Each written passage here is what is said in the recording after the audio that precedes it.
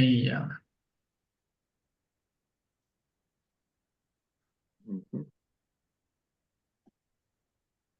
Muy bien, buenas noches con todos, sean bienvenidos una vez más a esta noche de lectura aquí en nuestra casa El Junco. Bienvenidos a la lectura de Tiempos Recios de Mario Vargas Llosa. Como saben, en la anterior lectura hemos leído el capítulo 30, ¿no? Donde se enfocaba mucho en la figura del generalísimo Trujillo. Y, y desde ese punto mismo quisiera en esta ocasión ahondar un poquito en esta figura, un poco investigando en esta figura del generalísimo, a ver quién realmente es y por qué era tan idolatrado en el ambiente del Caribe y Latinoamérica en ese tiempo, por qué era tan idolatrado, tan destacado por su labor política sobre todo. ¿Será que hizo mucho bien o qué mismo es lo que hizo? Ahorita en el libro estamos descubriendo, pero vamos a dar una breve reseña de Generalísimo. Como pueden ver ahí en la foto, es todo un hombre impecable, solemne, con uniforme, con la banda, lleno de medallas incluso, ¿no? Pues parece que es un hombre muy correcto. Pero para ir desmitificando lo que la imagen y la publicidad muchas veces nos hace creer, tengo por acá un artículo en donde podemos, de la vanguardia, ¿no? Pueden encontrarlo, incluso al final puedo pasarlo. Em, en donde se revela, no, antes, por favor, en la misma imagen de Trujillo, en donde se revela quién realmente era. Les voy a ir leyendo unos pequeños fragmentos para identificarlo.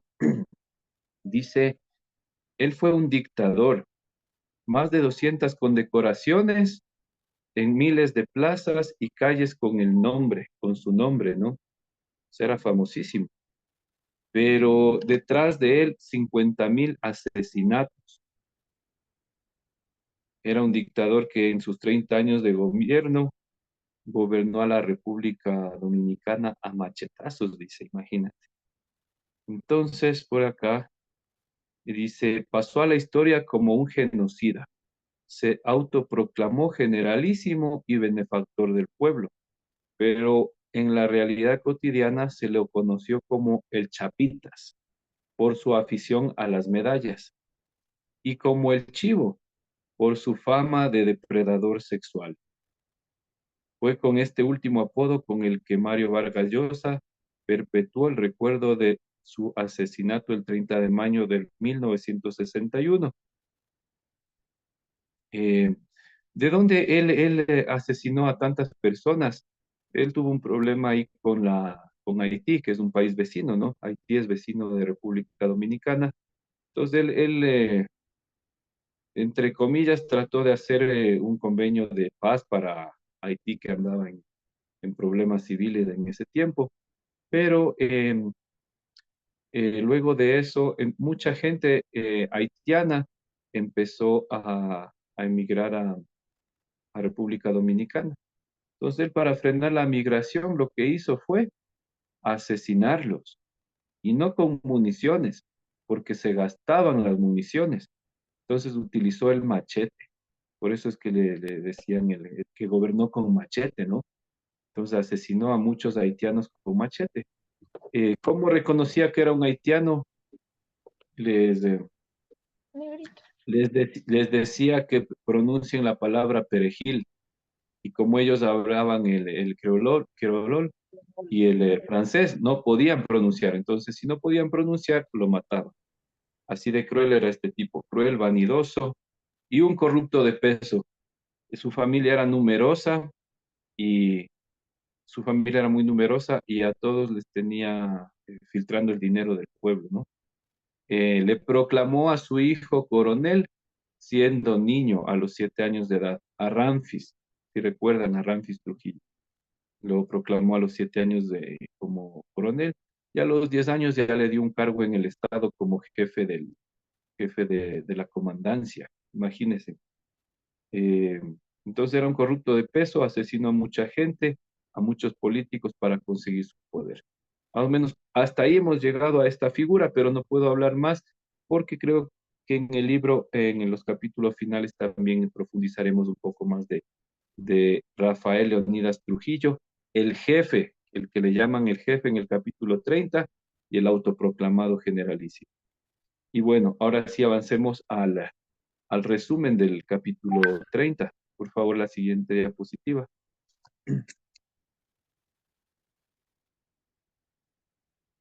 Muy bien. Bueno, ahí hemos dividido en varios acontecimientos o escenas que hemos visto en el capítulo 30, en donde tenemos principalmente la primera que es el anuncio del asesinato del jefe. Ya sabemos que el jefe quién era, ¿no? Entonces, todavía no se revela el móvil del crimen, aún no nos revela todavía el libro. Entonces, yo creo que más adelante ya tendremos la respuesta de cómo fue el asesinato de Trujillo.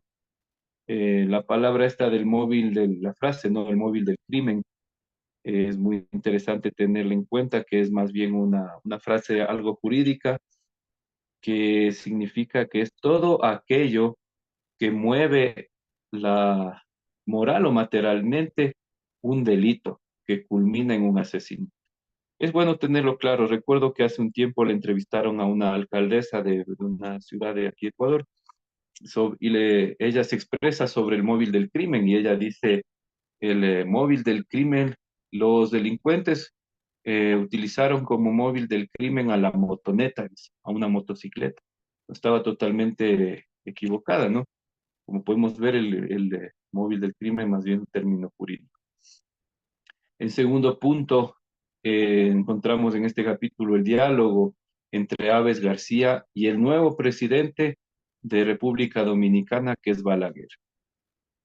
Eh, este diálogo y también una acusación culposa de Balaguer a Aves García, ¿no?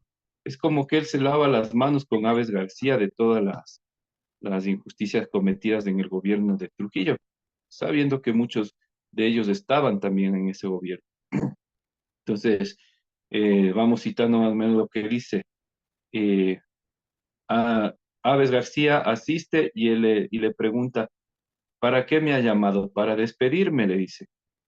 Eh, entonces le dice que él no tiene tiempo y que después del magnicidio todo ha cambiado en República Dominicana y que usted sabe de sobra que es el hombre más odiado de este país y del extranjero.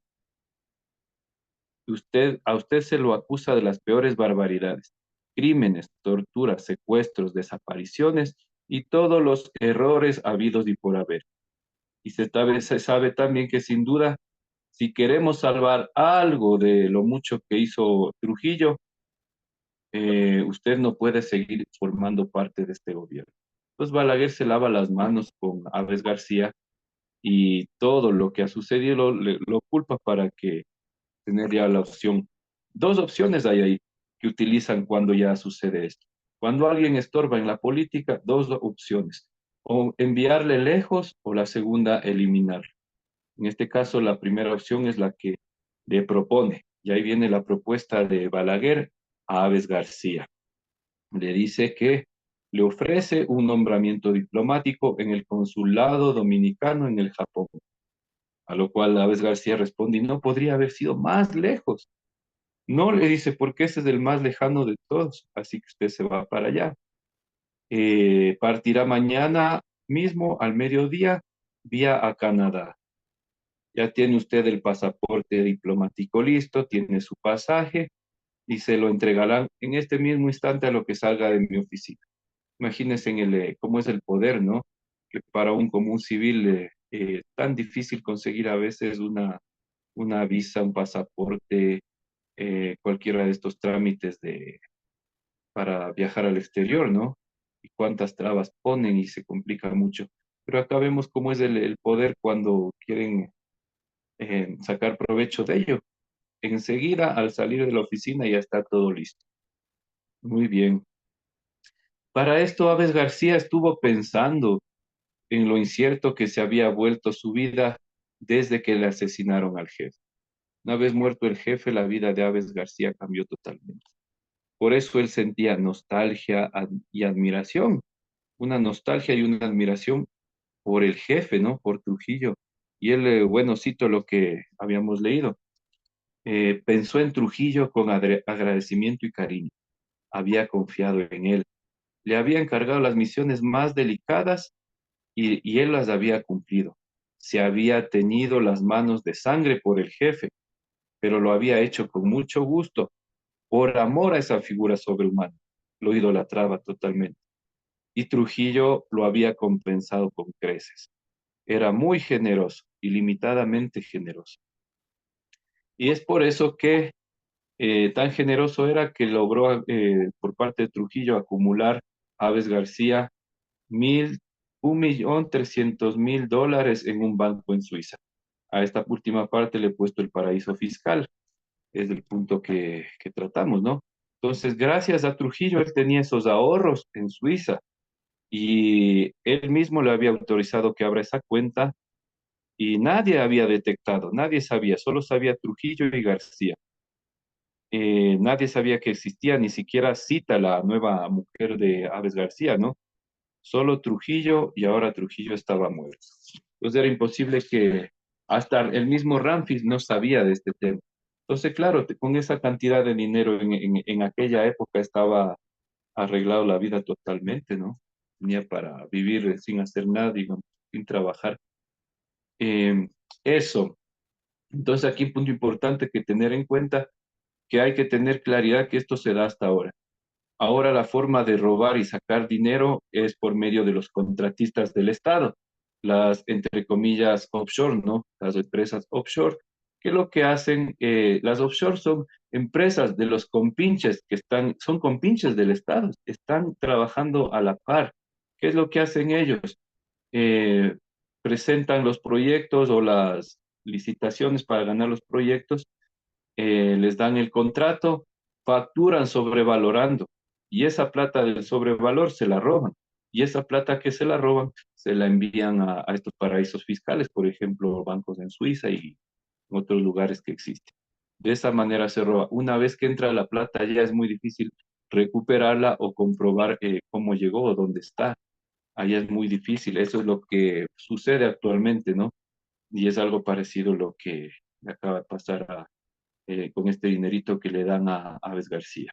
Y por último, llegamos hasta donde cambia de ruta los vuelos. Él es enviado a Canadá y directamente tenía ya que ir al Japón, pero él en ese momento frena en la aerolínea, llega al primer destino en esta American Airways y cambia el pasaje de Tokio para primero ir a Ginebra, luego ir a París y por último ir a Tokio. Entonces ahí vimos que en París empezó a malgastar el dinero con prostitutas aquí algo muy importante, el autor del libro utiliza un lenguaje algo erótico y soez, ¿no? Como vimos, eh, cuando habla del tema de los encuentros de Abel García con la prostituta, con las dos prostitutas, la africana y la albanesa, me parece. Entonces, ¿por qué? Porque yo voy sintiendo que el autor pone en estas palabras también él es muy descriptivo, describe muy bien las características de los personajes. Cuando él describe a alguien, es como que uno lo está viendo, ¿no? Y se imagina, pero también describe el lenguaje que utilizan. Eh, yo creo que las características de estos personajes nos refleja que así es, no, como dice el hábito no le hace al monje, y no por estar con una investidura de asambleístas, de ministros, de coroneles, con medallas y todo, dejan de ser gente vulgar, pues, ¿no? Que habla de esa manera, que negocia de esa manera y que asesina de esa manera. Por lo tanto, aquí no se trata de la pantalla, de la imagen o de cómo visten, sino del buen proceder. El buen proceder es el que marca la diferencia. Muy bien, hasta ahí hemos llegado con el capítulo 30 y ahora en esta noche vamos a leer el capítulo 31, que es el que sigue. Yo creo que sí, según el tiempo que tenemos, sí lo vamos a lograr leer por completo, ¿no? Es más corto que el de ayer. Entonces, mi querido Braulio, puedes proyectar la lectura y asignar a los lectores. Muchas gracias, Alexis. Muchas gracias. Qué buen resumen, ¿eh? Sí, sí, pienso que nos ayuda mucho como para refrescar también esta línea de tiempo que no deje de presentarse con muchos matices. Sí, sí. Bueno, vamos a empezar ahora con el capítulo 31. Eh, ¿Qué tal? Bueno, bienvenida, Eli. Eli, ¿estás por ahí? Buenas noches. Buenas noches con todos, ¿cómo están? ¿Qué tal? Bien, bien, gracias. ¿Te parece si nos ayudas con el primer inicio del capítulo 31? ¿Quién? ¿Yo mismo? Sí, sí. Ya, un minutito, estoy llegando justo a la casa y estoy ya viendo el libro. Un 5 nomás, por favor. Dale, dale, no te preocupes.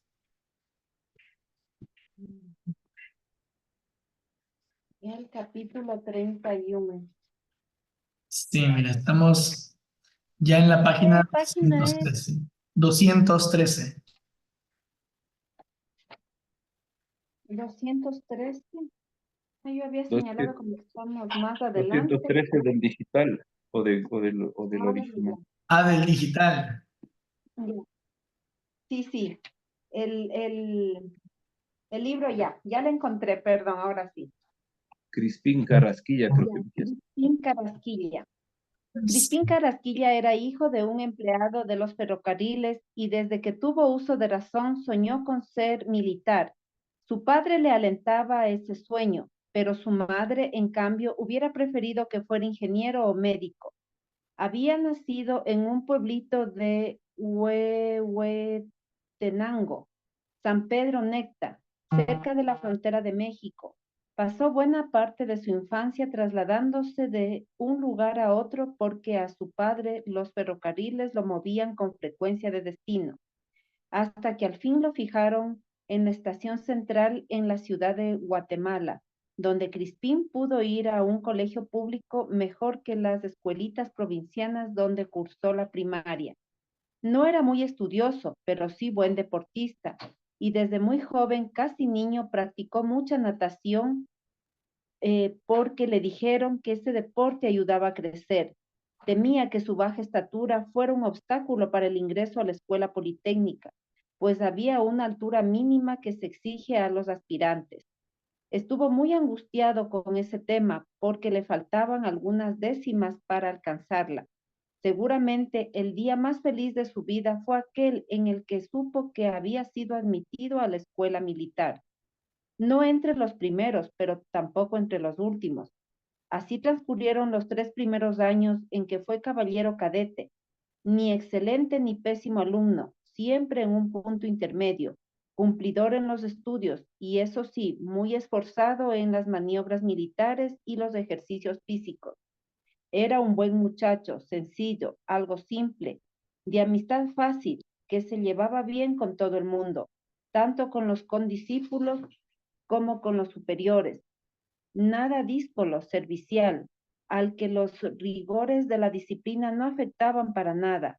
Le gustaba obedecer más que mandar, y del que sus compañeros tenían muy buen concepto, aunque no les mereciera mucho respeto. Pero aquella personalidad un tanto borrosa cambió cuando, en las postrimerías del gobierno de Jacobo Arbenz, durante la guerra, uno de los sulfatos, así llamaban los vecinos de la ciudad a los aviones liberacionistas de Castillo Armas, porque decían su presencia soltaba el estómago de miedo a los desamparados ciudadanos. Lanzó una bomba en el patio de honor de la Escuela Politécnica. No causó muertos, pero dejó varios heridos, algunos de gravedad, entre ellos a Cristóbal Fomento, el urogallo. Crispín Carrasquilla salía de una clase de física y vio desconcertado cómo la bomba se estrellaba en uno de los techos del patio de honor. Lo hacía volar en pedazos y una lluvia de piedras y cascotes se desplazaba en todas direcciones, rompiendo los vidrios de su entorno y haciéndolo rodar a él mismo por el suelo. Mientras se levantaba y comprobaba que estaba indemne, oía gritos de dolor de los heridos y veía correr a su alrededor, llenos de polvo y algunos sangrando, a cadetes, oficiales y empleados de servicio. Después de unos minutos cesaron el desconcierto y el caos y toda la escuela se movilizó para llevar a los heridos, entre los que se encontraba su amigo Urogallo. Dice, a la enfermería, la que por suerte no había sufrido muchos daños. A Crispín nunca le había interesado hasta entonces la política. Había oído hablar de la Revolución de Octubre que acabó con la dictadura militar del general Jorge Ubico Castañeda y de la junta que presidía el coronel Ponce Baides sin darles mayor importancia. Era entonces un niño de escuela, así como de la elección a la presidencia de Juan José Arévalo y la de su sucesor, el coronel Jacobo Arbenz, época en la que ingresó a la Politécnica. Todo aquello lo veía como algo lejano, asuntos que no le concernían. Esa era más o menos la actitud de los demás caballeros cadetes frente a la política.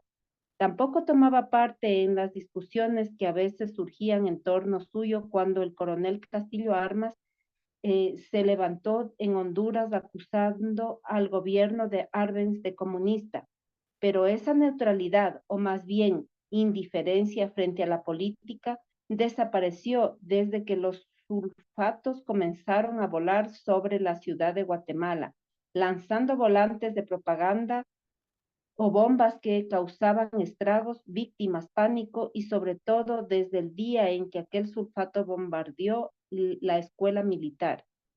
Que pilotos gringos estuvieran atacando a los guatemaltecos, a fuertes militares como el de Matamoros o el de San José de Buenavista, y a la propia escuela politécnica, los sacudió en su amor propio y en su idea del patriotismo. Lo convirtió en otra persona. Le pareció un crimen contra el país, algo que no podía aceptar nadie que amara Guatemala y tuviera un poco de dignidad, sobre todo si era un cadete que se estaba formando para ser un futuro oficial del ejército. Desde entonces participaba en todas las discusiones políticas que surgían de la escuela y a veces él mismo las provocaba. Ni cadetes ni oficiales tenían una posición común. Estaban divididos respecto al gobierno de Arbenz y sus reformas, especialmente la agraria, pero en general tanto oficiales como cadetes eran severos contra Castillo Armas. Perdón un momentito. Por haber roto la unidad de las Fuerzas Armadas y atacar a su propio país, apoyado y financiado por los Estados Unidos. Gracias, Eli. Muchas gracias. Qué gusto, ¿eh? Por favor, Tati, ¿nos podrías ayudar con la siguiente línea? Ok, ok. ¿Sí me escuchan ahí? Sí, sí. Lo afectó mucho que uno de los heridos, cuando cayó la bomba en el patio de honor de la escuela militar, fuera su amigo y compañero de años, Cristóbal Fomento. Lo apodaban el Urogallo. Le gustaban mucho los animales y andaba siempre hablando de especies exóticas, desconocidas en Guatemala. Un buen día apareció con una revistita con fotos de una especie de gatito, al que en España llamaban Urogallo. El muchacho estaba tan excitado con aquellas imágenes que desde entonces los demás cadetes lo apodaron así. Cuando Crispín fue a visitarlo al hospital militar, donde lo habían trasladado desde la enfermería de la escuela, encontró a su compañero triste como una noche. Los médicos no habían podido salvarle un ojo, y aunque quedarse tuerto no fuera tan terrible, sí era incompatible con la carrera militar. El urogallo tendría que dejar la escuela y buscarse otra profesión. La larga charla que tuvieron los dos amigos fue dolorosa, y Crispín vio que, en un momento, las lágrimas corrían por las mejillas de Cristóbal, cuando le dijo que se dedicaría tal vez a la agricultura, ya que un tío le había ofrecido llevárselo a trabajar con él, allá, por Alta Verapaz, donde tenía una finquita en la que sembraba café. Desde que cayó aquella bomba en el patio de honor, todos los cadetes empezaron a hablar mucho de política, no solo Crispín. Y algo sorprendente ocurrió en este. Cambió de personalidad, se volvió un líder al que sus compañeros escuchaban en la cuadra, en los recreos o en la noche, luego del toque de queda, cuando en la oscuridad de sus literas intercambiaban ideas. Enardecido, desprotrincado contra los traidores de la patria, que por echar al presidente Arbenz se habían alzado contra su propio ejército, obedeciendo a los yanquis, como si Guatemala fuera una colonia y no un país independiente. Sus ideas eran confusas, por supuesto, emociones más que razones, y en aquellas se mezclaban el amor a su tierra natal, a sus compatriotas, a su ejército, cosas que para él tenía un nimbo sagrado, y su cólera y rencor contra quienes, guiados por intereses políticos, estaban dispuestos a atacar a su propio país, como ese ejército liberacionista compuesto por mercenarios, muchos de ellos extranjeros, que ahora bombardeaba la ciudad de Guatemala con aviones piloteados por yanquis, como el sulfato que lanzó la bomba sobre la escuela militar.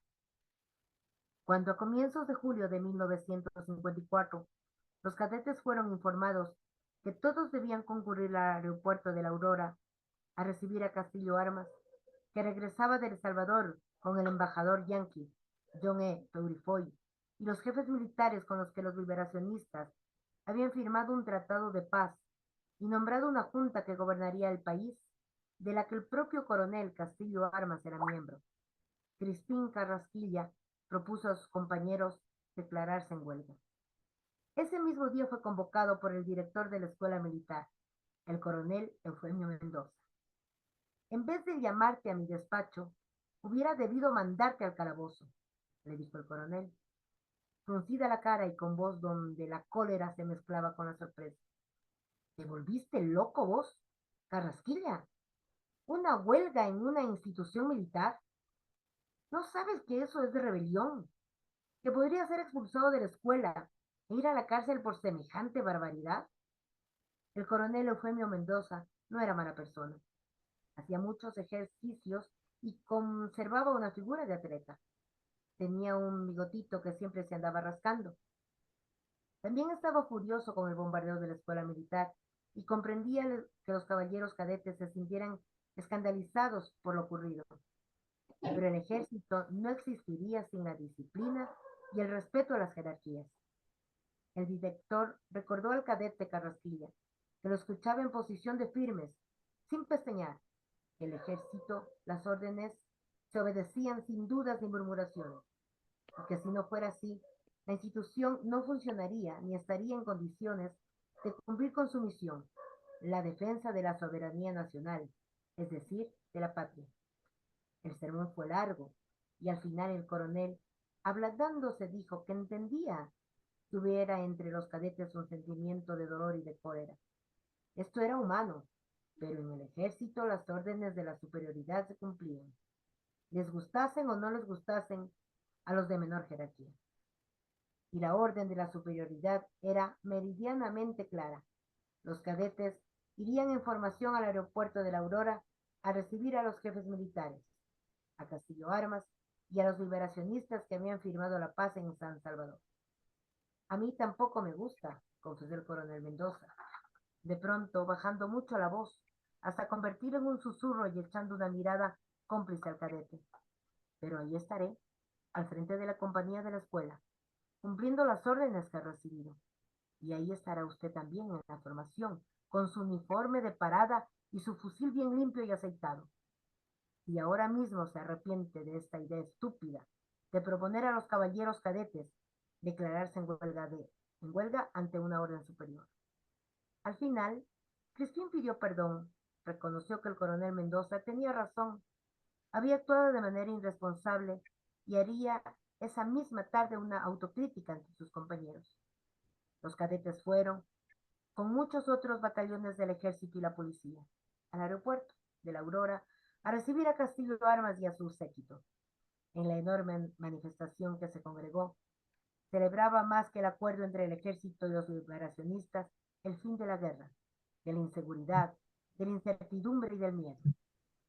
Pocos advirtieron que todo aquello pudiera haberse frustrado por el grave incidente que estuvo a punto de estallar entre los cadetes de la escuela militar y el pelotón de milicianos y soldados liberacionistas que acudieron también a la pista de aterrizaje para recibir a los viajeros. En la enorme concentración de gente, aquello pasó desapercibido de la mayoría. Ni los periódicos ni las radios, ahora escandilados con Castillo Armas, dijeron una palabra sobre los incidentes que se conocieron solo a través del testimonio de quienes los vivieron. Gracias, Tati. Muchas gracias, Tati. Por favor, por ahí Jonathan está, si nos ayuda con esta siguiente parte. Claro que sí. A ver, Gracias, Jonathan. era uno de los primeros contingentes liberacionistas llegados a la capital. Los habían alineado justamente al costado de la compañía de cadetes de la escuela militar, con sus uniformes sucios, rotos, mal llevados, un hato de individuos indisciplinados, armados de cualquier manera, algunos con rifles, otros con simples escopetas, otros con revólveres y pistolas, y sus banderitas y vísceras o gorros de pacotilla. Y además se permitían tomar el pelo y provocar a los cadetes que impecables y en sus uniformes limpios y planchados escuchaban rígidos en sus sesiones bien alineadas las burlas e insultos de aquella pandilla en la que entre auténticos guatemaltecos había otros centroamericanos que estaban allí solo por la paga y para colmo se atrevían a mofarse y decir cosas ofensivas a los futuros oficiales del ejército de Guatemala. Los alféreces o tenientes que estaban al frente de las secciones de cadetes contenían a estos cuando iban a responder a las provocaciones e insultos de los liberacionistas, pero solo hasta cierto punto, pues al abrirse las puertas del avión llegado de San Salvador y aparecer en la escalerilla el embajador John Emir Peurifoy, seguido de Castillo Armas, la multitud se desbordó y rompió las barreras para poder acercarse a los recién llegados. Hubo desorden, anarquía, y varios cadetes, además de algún oficial y suboficial, aprovecharon para encararse, darse de patadas, cabezazos y puñetes contra los liberacionistas, que los insultaban llamándolos arbencistas. Así lo hizo el propio Crispín, quien hasta entonces nunca había sido propenso a agarrarse a golpes con nadie, pero ahora, con su nueva personalidad, apenas cundió el desorden, fue de los primeros, uy, fue de los primeros en romper filas y aventarse con la cacha de su fusil en alto a golpear a los mercenarios que tenían más cerca, a la vez que los insultaba. Todo ello contribuyó a agravar la tensión y la animosidad entre la escuela militar y los liberacionistas. Esa misma noche en que la Politécnica había dado licencia a los alumnos para pasarla con sus familias, hubo otro incidente muy violento con un grupo de cadetes que estaban en el Cine Capitol, en la Sexta Avenida de la Zona 1. Estos se dieron de bruces al salir de la función con media con media docena de invasores que los estaban esperando para agredir.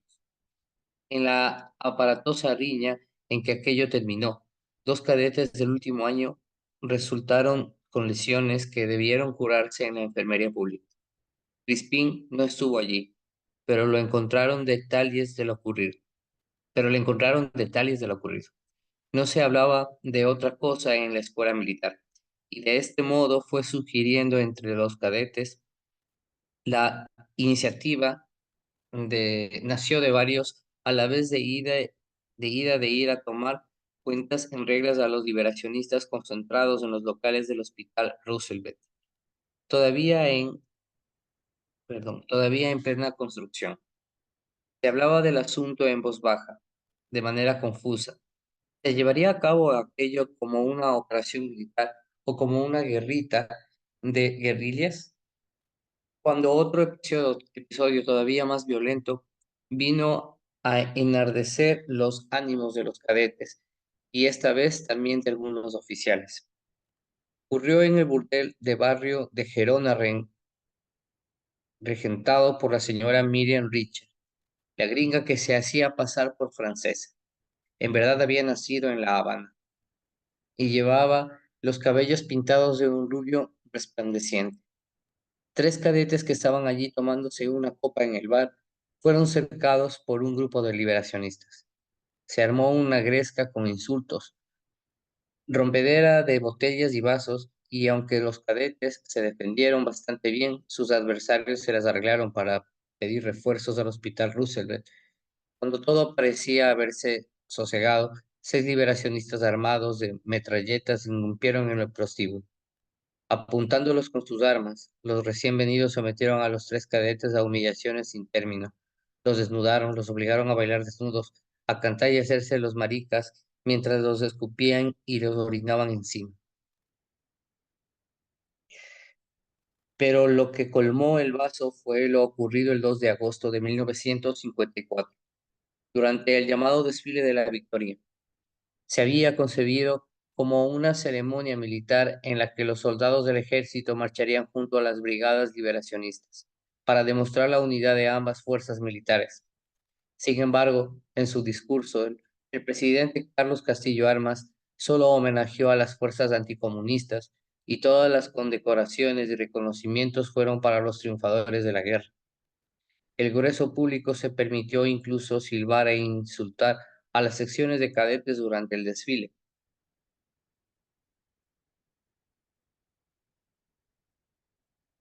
Esa misma noche, los caballeros cadetes de la escuela militar, apoyados por varios oficiales jóvenes, atacaron el Hospital Roosevelt, cuartel general de los liberacionistas. Se había acordado por decisión unánime que los cadetes del último año, a punto de recibirse, no participaran en la acción para no perjudicar sus carreras, pero 2 de ellos exigieron formar parte de la expedición y los demás lo aceptaron. De común acuerdo, se dispuso, con aquiescencia de ellos mismos, encerrar al director, el coronel Eufemio Mendoza, y a los oficiales que habían decidido no intervenir en el ataque, en la sala de la dirección, mientras 2 cadetes y oficiales voluntarios preparaban las armas, se ponían los cascos y partían en autobuses hacia el Hospital Roosevelt, donde ya había un grupo de exploradores inspeccionando el lugar y espiando las actividades de los liberacionistas. Crispín Carrasquilla había adquirido un inequívoco liderazgo y se lo vio aquella noche, en cierta forma, dirigiendo las acciones. Incluso el pequeño grupo de oficiales escuchaba sus opiniones, las discutía y generalmente las acataba. Por ejemplo, fue idea suya que se preguntara uno por uno a los cadetes de los primeros años si querían participar libremente en el ataque. Todos respondieron que sí. A las 4:30 de la madrugada comenzó el combate. Los atacantes tuvieron a su favor el efecto sorpresa. Los liberacionistas no los esperaban y quedaron desconcertados cuando de pronto en ese oscuro amanecer, con una leve llovizna, empezaron a recibir descargas de fusilería, fuego de bazucas y cañonazos. Crispín había ocupado un puesto de vanguardia, en el flanco derecho de una de las 2 columnas que atacaron haciendo una pinza al edificio del Hospital Roosevelt.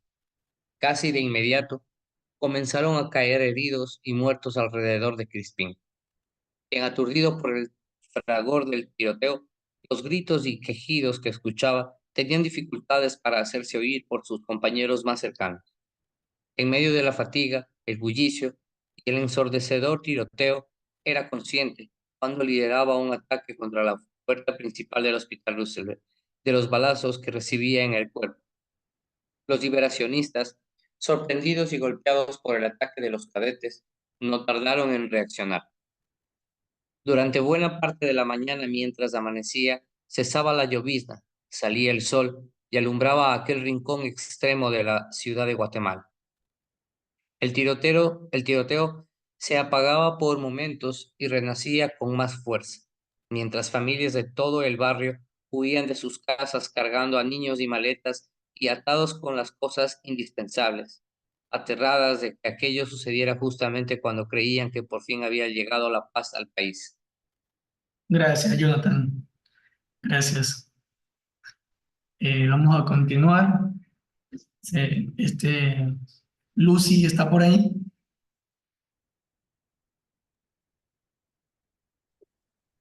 Sí, claro.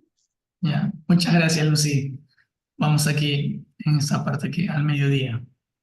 A mediodía, los cadetes recibieron una batería de morteros que les envió la base militar de la Aurora, pero al poco rato sintieron los motores y vieron planear sobre sus cabezas uno de los sulfatos norteamericanos que, procedente de Nicaragua, venía a ayudar a los liberacionistas.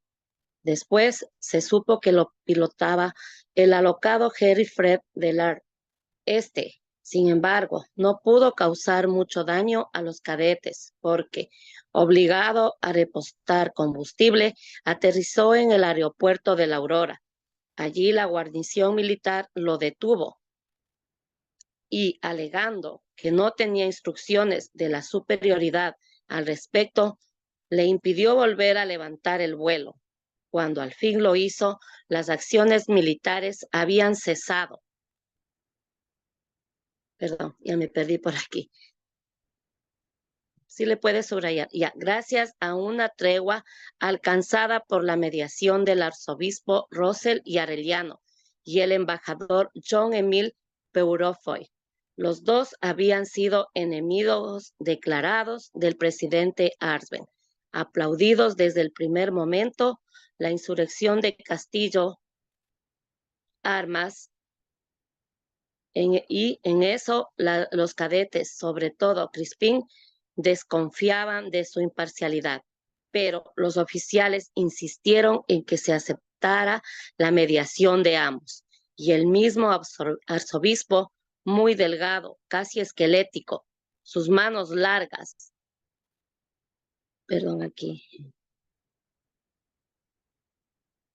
sí le puede, echando bendiciones alrededor y una expresión en sus ojos de su contrición y beatitud, les aseguró que sería absolutamente neutral.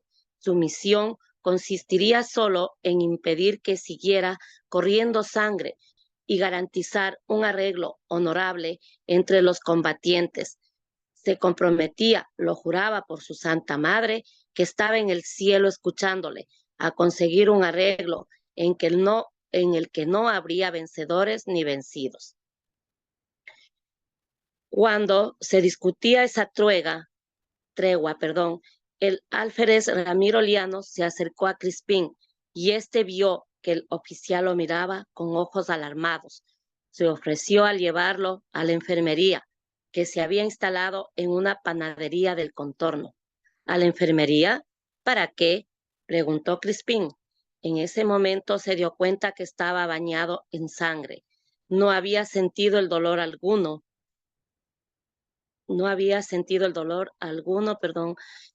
Durante las varias horas de la balacera, y solo ahora descubriría que tenía heridas en el hombro izquierdo y en el pecho. El alférez Lianos lo había cogido por los brazos. Crispín comprendió que estaba a punto de desmayarse y llamó a otros dos cadetes. Debían ser del primer año, pues ambos les quedaban grandes los cascos y tenían las caras llenas de polvo y sudor. Ellos lo ayudaron a cargar a Crispín. Descubrió que ya no tenía el fusil en las manos y veía todo a través de una niebla.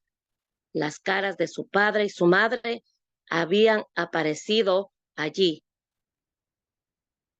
y estaban ambos mirándolo con cariño y admiración y pena. Él hubiera querido decirles algo bonito y cariñoso, pero no tenía fuerzas para hablar. Cuando entraron a la panadería, convertida en centro de primeros auxilios, Crispín ya no veía, pero todavía la entrada por los oídos en un rumor de voces que apenas distinguía, porque se iban alejando de manera inexorable. Por eso, Crispín no vio ni se enteró de las negociaciones en las que el astuto arzobispo de Guatemala, Monseñor Mariano Russell y Arellano, se las arregló para llevar a una comisión de cadetes al Palacio de Gobierno. Los recibió el presidente Castillo Armas en persona. Los cadetes explicaron al mandatario que no podían seguir recibiendo humillaciones como las que habían perpetrado los liberacionistas en los últimos días y exigieron que estos, ya que habían perdido el combate, reconocieran su derrota y salieran del Hospital Roosevelt con los brazos en alto y entregaran las armas a las autoridades. Con la cara agestada, Castillo Armas aceptó. Crispín no vio a los liberacionistas saliendo del edificio a medio construir del Hospital Roosevelt con los brazos en alto, ni los vio entregar a los cadetes sus fusiles. Perdón, aquí, un poquito que le va. Sí, carabinas, pistolas y morteros. El acuerdo prometía 3 cosas que se incumplirían a cabalidad. Los derrotados entregarían las armas al gobierno y volverían a sus pueblos o países. Los cadetes rebeldes no sufrirían castigo alguno por sus acciones de aquel día. Estos no figurarían en sus hojas de servicio y regresarían a la escuela militar a continuar sus estudios con absoluta normalidad. Los oficiales y suboficiales que los habían apoyado continuarían en el ejército sin sufrir la menor represalia y tampoco aparecería lo ocurrido en sus credenciales militares. Como Crispín Carrasquilla falleció aquella misma tarde antes de que pudiera ser trasladado a algún hospital, no supo que aquel acuerdo, como él y otros cadetes temían, pasó a ser un papel inservible desde ese mismo día.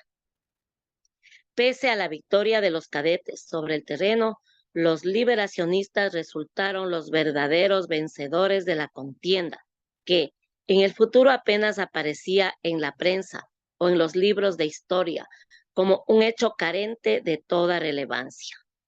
La escuela militar fue cerrada de inmediato por algunos meses mientras se reorganizaba.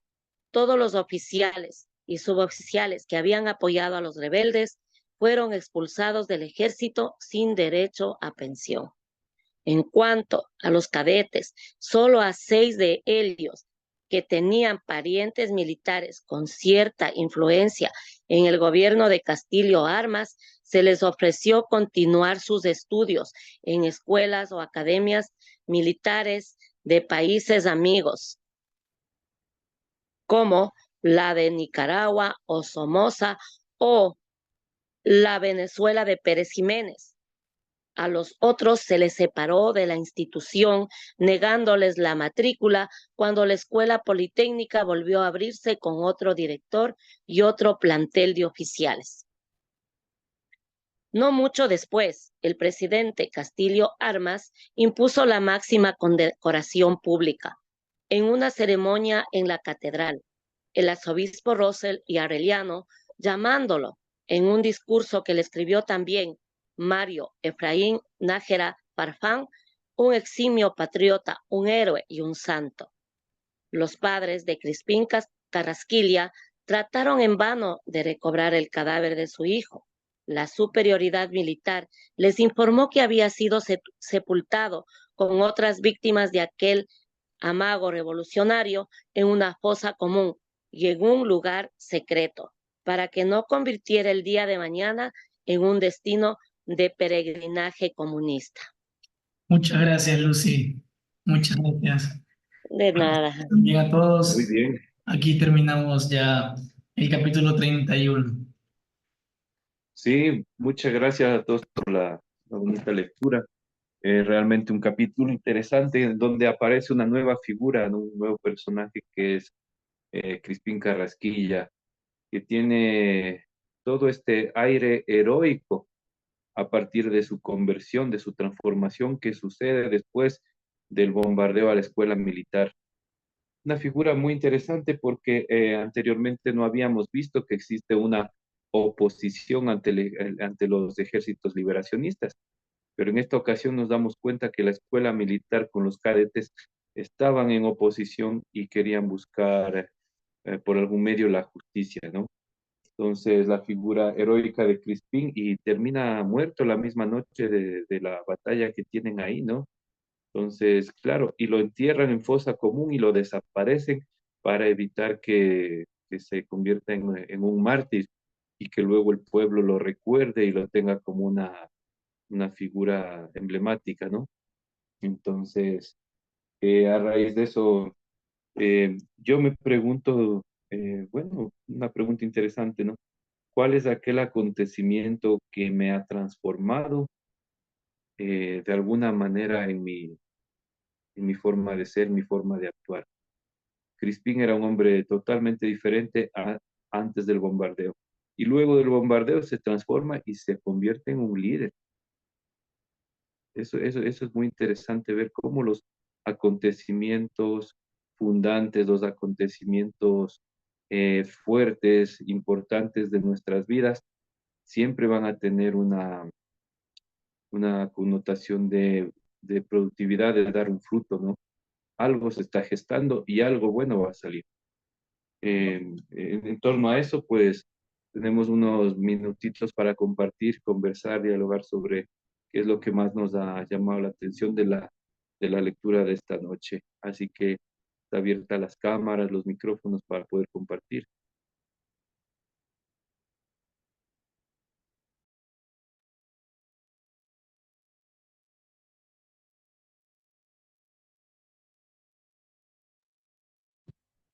Gracias, Alexis. Sabes que hay algo que también me ha dejado resonando y va por la línea que comentas, ¿no? De cómo una acción tiene un efecto, ¿no? La causa-efecto de las cosas. Y quizás para algunos es en positivo, pero para otros es aprovechado, ¿no? O engañoso, porque de alguna forma pienso que el poder ciega a la persona y a veces o bien te deja desvelar o participas con otros para hacer lo posible, ¿no? Pero sí es un compromiso grande. Hola,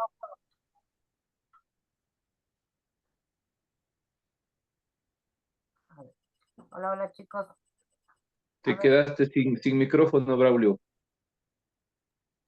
Sí, sí, yo le cerré. fue mi culpa, fue mi culpa. Ok.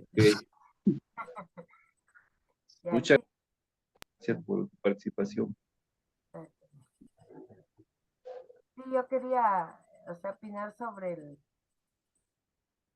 eh, lo que a todos en nuestra vida, un evento nos puede cambiar nuestra forma de ser y de pensar y obviamente de actuar, porque justo hablaban ¿cómo se llamaba este hombre? Chascarrillos, Rascarrillos, ¿o qué? Ya, Crispín Carrasquilla. él no era así, dice que era, él siempre, bueno, quería sobresalir porque se sentía de pronto en menos posibilidades por su estatura, ¿no? Pero no le hizo falta y nació su parte política en el momento que pasó esto en la escuela militar, en la parte del bombardeo. Y él cambió y empieza a ver de otra forma, empieza a ver de otra manera a su país, a esa parte de defender. Y creo que todos en nuestra vida tenemos ciertas situaciones que de pronto teníamos una forma lineal de algo, de pensar de algo, y nos cambia y cambia nuestros procederes, nuestras actuaciones, nuestros sentimientos por una sola acción. Obviamente que estas acciones nos pueden llevar a ser mejores o peores, o a veces querer mezclarse y simplemente ser impávidos ante una situación o una realidad. El cambiar, el ver de otra forma la política, el ver de otra forma de pronto a la gente, en la parte humana, en todo aspecto, ¿no? Entonces yo creo que es muy importante el tener que saber discernir y el saber cómo actuar ante una u otra situación que se presenta a lo largo de nuestras vidas para poder sacar el mejor provecho de estas situaciones, ¿no? Y tratar de aportar, más no de mezclarme con lo malo simplemente porque, como ahora dicen, ay, si todo el mundo roba, yo porque no voy a robar, o cosas así, ¿no? Es lo que me deja como mensaje, digamos, sobre este personaje con que cambia su forma de ser, se ve su patriotismo, esa ayuda incondicional con sus amigos y el darse cuenta que él no tenía nada que perder siendo más pequeño. Simplemente es la forma de ser de él que le hace verse grande ante los demás. Muchas gracias, Tati. Sí, este sentimiento de muchas veces que se genera de indignación al ver una injusticia, transforma totalmente. Ha habido casos de personas que han perdido seres queridos a causa de la corrupción o están presos injustamente. Ellos emprenden una lucha de vida prácticamente, ¿no? Por reclamar los derechos de sus seres queridos o a su vez de su gente querida. Entonces son gente que se indigna y se indigna. ¿Por qué se indigna? Porque ama a su pueblo, ama a su familia, ama a sus hijos y siente lo feo, lo que es la injusticia, ¿no? Entonces, esa indignación les lleva a querer hacer algo y luego que emprenden se dan cuenta que sí pueden hacer algo. El querer, poder, como el desearlo, el quererlo y el poderlo. Entonces, si es que o como tú dices, poder convertir ese acontecimiento, esa indignación en algo positivo. Es más o menos como en el Junco, hablamos la parte actancial, ¿no? Después de haber leído lo literal, de haberlo metido al alma, al corazón, a la mente, lo existencial, la vida, y luego, ¿qué voy a hacer después de lo que leí este libro? Nos lleva siempre a una acción. Leer un libro también es un gran acontecimiento porque hay libros que transforman la vida, hay libros que salvan la vida y hay libros que no. Cada vez que leemos un libro, yo creo que nos vamos transformando. Y aquí, como leemos libros bondadosos, buenos, siempre estamos transformándonos en algo mejor, ¿no? Ajá. ¿Alguien más por ahí? Y bueno, yo también quería destacar este personaje, ¿no? El Crispín Carrasquilla. Em, Me parece que realmente es un líder, ¿no? Un líder, aunque como dicen, ¿no? O sea, no nació así, de niño no era así, era como un chico, se puede decir medianamente, no era ni buen estudiante, ni malo, pero a la final brotó en él esta parte del buen liderazgo, ¿no? De luchar por los ideales, de defender a sus compañeros. Y también me parece aquí una persona muy democrática, porque tampoco les obligaba. Entonces, eso me parece lo genial, ¿no? Que no te obliguen a hacer algo, que no sea la fuerza, sino que sea algo democrático, que incluso a los chicos dice que de primer año, los cadetes les preguntó si querían ser parte de este enfrentamiento que tuvieron en ese hospital, ¿no? Y ellos, bueno, aceptaron. Entonces me parece que es la parte opuesta de lo que es Castillo Armas, ¿no? En cambio, Castillo Armas, todo un líder, se puede decir, oscuro, ¿no? Que le lleva a su pueblo a la desgracia. Este Crispín es todo lo contrario, incluso muere luchando por sus ideales. Entonces sí me parece un personaje muy destacado, ¿no? De uno de los pocos que se lee aquí en el libro, que lucha hasta morir, ¿no? Entonces sí, y creo que de esas personas necesitamos en esta sociedad, ¿no? En la parte política, en la parte institucional, en todos los lugares, ¿no?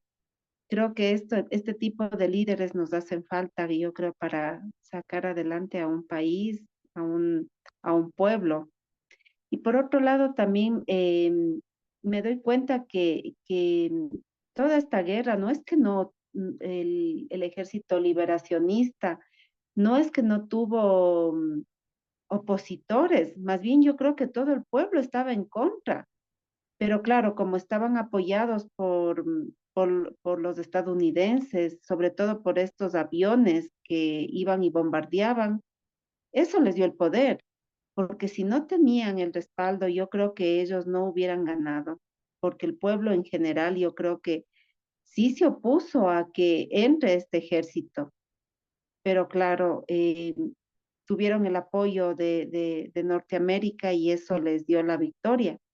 Y por otro lado, también me llama la atención la actitud del sacerdote, ¿no? También a favor de Castillo Armas y él siendo consciente del dolor del pueblo. O sea, sí indigna, ¿no? Ahí también uno puede darse cuenta que hay, hay gente inescrupulosa en todo lugar. Entonces, sí, también es cuestionable, ¿no? La actitud de este arzobispo. Eso, Sí, sí, gracias. muchas gracias, Deli, tu aporte muy valioso.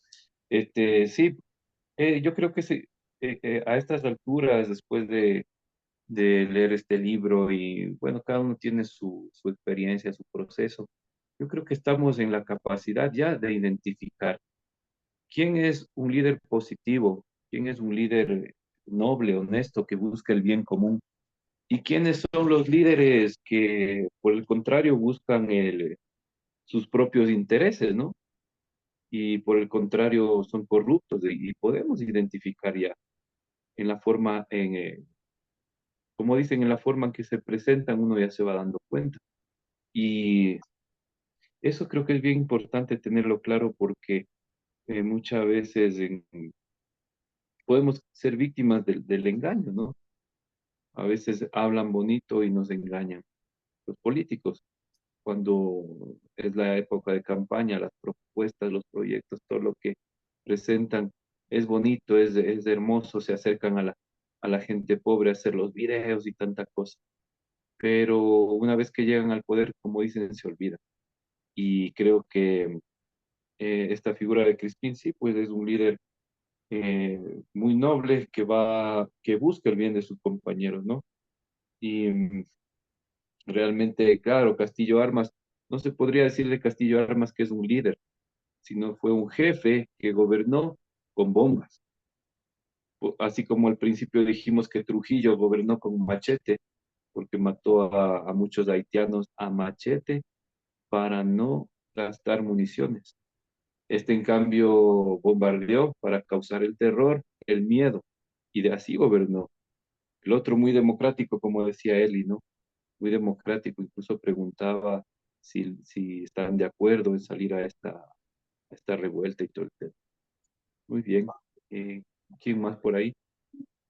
Quisiera resaltar lo que ha dicho Eli sobre el personaje, ¿no? Que de alguna forma muestra una figura en la que se nota que hay un trabajo y un esfuerzo, ¿no? Más allá de que no ha tenido buenas calificaciones o menos, ha sido la persona que ha estado como que contemplando, viendo, observando y en su momento ha sabido manejar la situación. Yo creo que cuando la persona no tiene desarrollado el diálogo o el espacio para relacionarse, fácilmente puede reprimir, guardar y luego ser un campo de minas, ¿no? Que explota, que puede accionar de manera desproporcionada. Yo creo que esa educación es tan sana, ¿no? Y eso lo encuentras en los libros, ¿no? De cómo es importante ir entendiendo la estructura, el contexto, el diálogo, la relación y qué importante que esto nos esté enseñando, ¿no? Y otra cosa que también quiero poner a colación es el tema de liderazgo que es compasivo, ¿no? No es el liderazgo que es sacrificio, sino el liderazgo que tiene compasión. Como que citando a lo que nosotros hemos escuchado por mucho tiempo en la formación de la catequesis o en nuestros familiares mayores, es que Jesús no es que se sacrificó por los demás, no, Jesús es el hombre compasivo, ¿no? Que con compasión se ponía al servicio, a la misión, al camino. No lo hacía por un sacrificio porque, ay, no, porque el otro no puede, yo sí lo hago. No, lo hacía porque amaba. Y en ese amor él se donaba, se repartía y se entregaba. Pienso que por ahí también va ayudando un poco esta figura que me parece muy buena el tenerle presente, ¿no? Sí, has topado un tema muy importante, esto el liderazgo de Jesús, ¿no? Jesús realmente pasó haciendo el bien, dicen. ¿Qué hizo Jesús? Pasó haciendo el bien, o sea, pasó amando, haciendo las cosas con amor, desde las más pequeñas, cuando era carpintero, como hacer una mesa, una silla, qué sé yo, algo de madera, hasta entregar su propia vida, ¿no? Muy bonita la imagen que nos pones. Y también es una parte de que solo con el ejemplo y haciendo las cosas con amor, desde las pequeñas hasta las más grandes decisiones, es la única forma de que una persona se vuelva una autoridad. Hemos escuchado, aquí al Junco han venido verdaderas autoridades de la literatura a darnos los talleres o las charlas, que han estado grandes maestros de la literatura y maestras de la literatura dándonos las charlas. Entonces uno dice, él es o ella es una autoridad en la materia. Entonces quiere decir que vive predicando con el ejemplo, haciendo las cosas con amor y entregándose al servicio, enseñando y haciendo crecer a los demás. Entonces, muy interesante esa figura. Gracias, Braulio. Y bueno, creo que nos ha cogido el tiempo ya de despedirnos para descansar. Eh, Les agradezco muchísimo por estos 2 días en donde hemos estado reunidos, trabajando en equipo también, porque normalmente, como hemos visto, Daniel está siempre al tanto de todo, ahora está en un viaje, pero ya nos acompañará el siguiente martes, estaremos ya con él. Y entonces, muchas gracias a todos por este apoyo y porque el Junco sigue caminando todos los martes y jueves con nuestras lecturas. Les agradezco muchísimo y que tengan una feliz noche. Descansen. Linda noche, Igualmente, descansen todos. buen fin de semana.